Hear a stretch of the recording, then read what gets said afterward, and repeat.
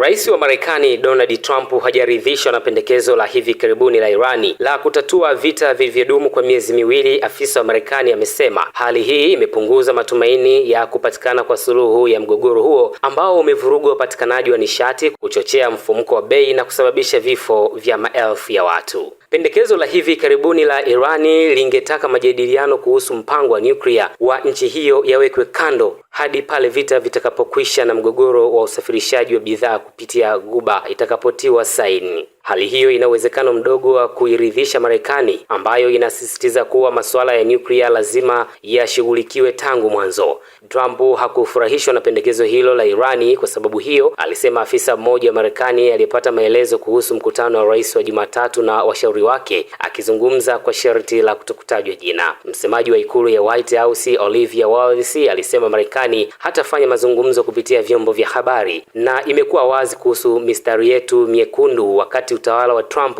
ukitafuta kumaliza vita dhidi ya Irani ulivyoanzisha mwezi Februari kwa kushirikiana na Israel.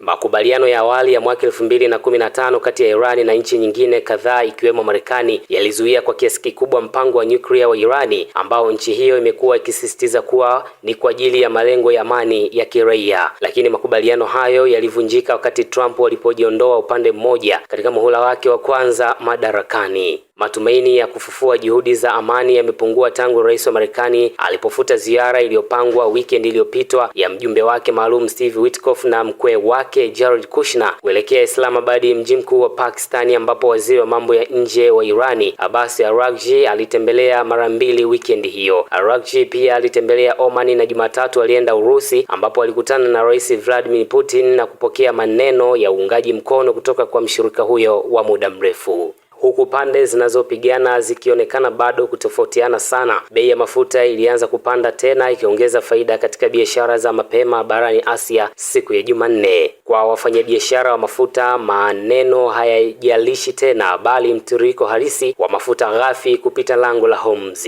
na hadi hivi sasa mtiririko huo bado umezuiwa, alisema Fawadi Razakzada, mchambuzi wa soko katika City Index ya Forex.com. Angalau meli 6 zilizosheheni mafuta ya Irani zimelazimika kurudi Irani kutokana na kizuizi cha Marekani katika siku za hivi karibuni. Takwimu za ufuatiliaji wa meli zilionyesha zikisisitiza athari za vita hivyo kwenye usafiri. Wizara ya mambo ya nje ya Irani ililaani hatua ya Marekani ya kukamata meli zinazohusiana na Irani, ikitaja kuwa ni kuhalalisha uharamia na unyang'anyi wa kutumia silaha kwenye bahari kuu. Taarifa iliyochapishwa kwenye mitandao ya kijamii. Kati ya meli 125 hadi 140 kwa kawaida huvuka lango hilo kila siku kabla ya vita, lakini ni meli 7 tu zilizofanya hivyo katika siku iliyopita, kwa mujibu wa takwimu za Kepler na uchambuzi wa satellite kutoka Cymax, na hakuna hata moja iliyokuwa imebeba mafuta kuelekea soko la dunia. Huku umaarufu wake ukishuka, Trump anakabiliwa na shinikizo la ndani la kumaliza vita ambavyo amekuwa akitoa sababu zinazobadilika kwa umma wa Marekani. Waziri wa mambo ya nje wa Irani Abbas Araghchi aliwaambia waandishi wa habari nchini Urusi kuwa Trump ameomba mazungumzo kwa sababu Marekani haijafikia lengo lake lolote. Maafisa waandamizi wa Irani, wakizungumza kwa sharti la kutokutajwa majina, waliambia Reuters kuwa pendekezo lililochukuliwa na Araghchi kwenda Islamabad weekend ilikusudia mazungumzo ya hatua kwa hatua, huku suala la nyuklia likiwekwa kando mwanzoni. Hatua ya kwanza ingehitaji kusitisha vita vya Marekani na Israeli dhidi ya Irani na kutoa dhamana kwamba Marekani haiwezi kuvianzisha tena.